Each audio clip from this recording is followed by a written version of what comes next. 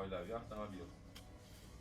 O'zbekiston sharoitida eng qulay oilaviy avtomobil, agar kichik oila bo'ladigan bo'lsa, ya'ni 3-4 kishilik oila bo'ladigan bo'lsa, bu albatta Cobalt yoki Gentra. Chunki bagaji bor, saloni keng. Bemalol uzoq yo'lga ham chiqib ketsa bo'ladi u mashinalar. Ya'ni kattaroq oilalar bo'lsa, yaxshi variantlar bu Captiva, ya'ni Xitoy avtomobillari juda ham ko'p variant beryapti. Agarda yo'q, menga Xitoy mashinalari emas, Toyota Alphard misol uchun, Mercedes V-klasslar bor. U уже premium klassga o'tib ketadi. Kia Carnival juda ham zo'r mashina, oilaviy. Umuman sayrlarga chiqqani Kia Carnival zo'r mashina va Toyota Sienna degan avtomobil bor, juda ham qulay, juda ham oilabop va uzoq yo'llarga maza qilib borsa bo'ladi.